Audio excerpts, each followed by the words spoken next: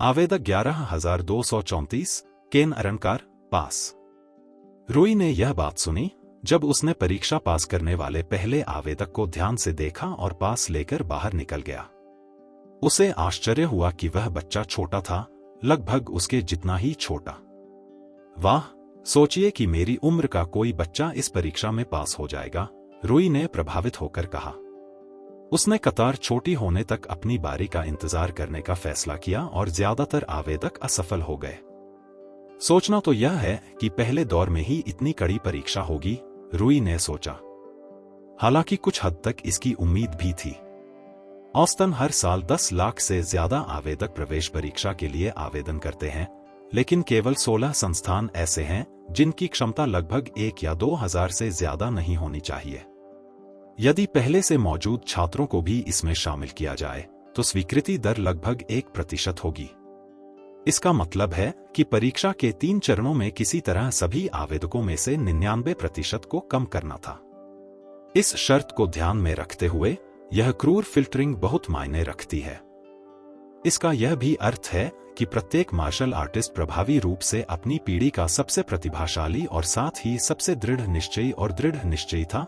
Martial artist के लिए रूई का सम्मान और प्रशंसा बढ़ गई। वह काफी देर तक चुपचाप चल रही परीक्षा को देखता रहा, खास तौर पर उन लोगों को देखता रहा जो परीक्षा में पास हो गए। वह काफी दूर था, इसलिए वह उनकी विशेषताओं को नहीं पहचान पाया, लेकिन सामान्य तौर पर उनमें दृढ़ता का भाव था। वे ऐसे लोग थे जिनमें मृत्यु के अपने मूल भय पर काबू पाने के लिए पर्याप्त दृढ़ संकल्प था। सवाल यह है कि मैं उनके साथ शामिल होऊंगा या नहीं, रूई ने सोचा। फिर भी किसी अजीब कारण से वह उतना नर्वस नहीं था जितना उस सुबह जागने पर था।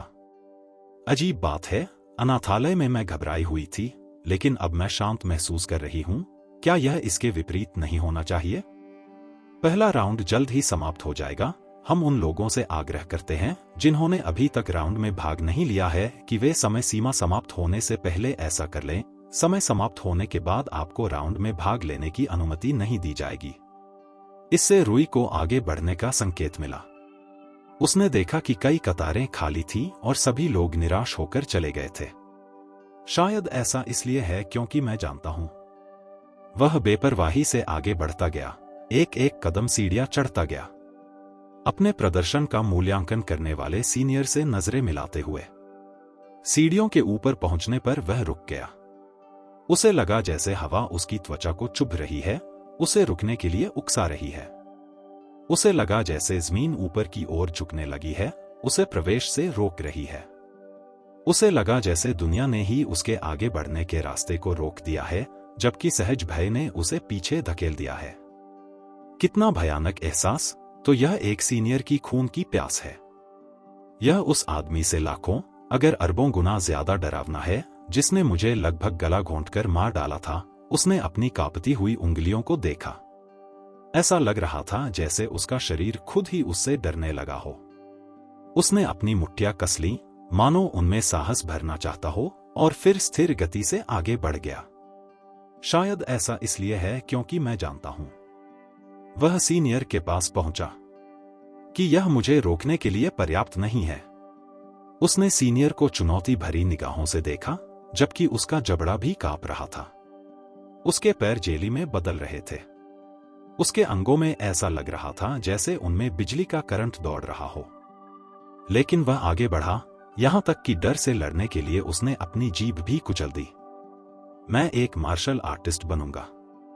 सम्मान दिखाने के लिए झुकने से पहले अवज्ञा को सहन किया जा सकता था, लेकिन अनादर को नहीं। वापस उठते हुए वह शांत हो गया और उसकी अभिव्यक्ति तटस्थ हो गई। वरिष्ठ, क्या मुझे दूसरे राउंड के लिए पास मिल सकता है? उस आदमी ने रूई की काली काली आंखों में गहराई से देखा, फिर मुस्कुराया। बेशक, उन्होंने सहमति जताते हुए रूई को एक कागज का टुकड़ा थमा दिया, जिस पर 106वीं कैंड्रियन मार्शल अकादमी प्रवेश परीक्षा के दूसरे दौर में बैठने के उनके अधिकार की घोषणा लिखी थी। आवेदक 30,947, रूई क्वारियर, पास। इसके साथ ही रूई मंच के अंत में बाहर निकलने के लिए आगे बढ़ा और संकेतों द्वारा बताए गए रास्ते पर आगे बढ़ता हुआ एक सुविधा केंद्र पर पहुंचा।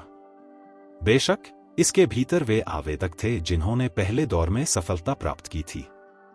अभी भी उनमें से कुछ हजार हैं, रूई ने मन ही मन चिढ़कर कहा। उसे उम्मीद थी कि कम होंगे, जिससे प्रतिस्पर्धा कम होगी। वह जानता था कि असली प्रतिस्पर्धा यहीं से शुरू होगी। दूसरे दौर में पहुंचने वाले सभी लोग बनने की चाह रखने वालों से अलग थे। कमरे में मौजूद हर कोई एक दूसरे को देख रहा था, यह बात ठीक से जानता था। रूई ने अपनी युवावस्था और अपने काले बालों और आंखों के कारण खुद काफी ध्यान आकर्षित किया। हालांकि उसे ज्यादा परवाह नहीं थी, यह कुछ ऐसा था जिसकी उसे लंबे समय से आदत थी। वे जिस प्रशिक्षण कक्ष में थे वह काफी अजीब था। यह मूल रूप से एक विशाल गोलार्ध था। गोलार्ध में कई पैनल भी लगे हुए थे, जैसे कि वे हैच के रूप में काम करते हों, जहां से प्रशिक्षण सुविधा में चीजें गिराई जा सकती थी। यह तो भयानक है। प्रशिक्षण हॉल ने उसे भ्रमित कर दिया, क्योंकि वह समझ नहीं पाया कि इसकी वास्तुकला इतनी अजीब क्यों है। इस तरह के अजीब आकार वाली सुविधा को इंजीनियर करना और बनाना आसान नहीं हो सकता। यह कई मायनों में असुविधाजनक भी था, क्योंकि इसने जमीन पर बहुत अधिक क्षेत्र को कवर किया था, लेकिन इमारत का शुद्ध आयतन अन्य पारंपरिक बहुमंजिला इमारतों की तुलना में काफी कम था। तो आखिर अकादमी इस तरह की चीज बनाने के लिए अपने रास्ते से हटकर क्यों परेशान होगी? शायद इसका परीक्षा से कुछ लेना देना है। रूई को संदेह था, हालांकि वह पूरी तरह से निश्चित नहीं था।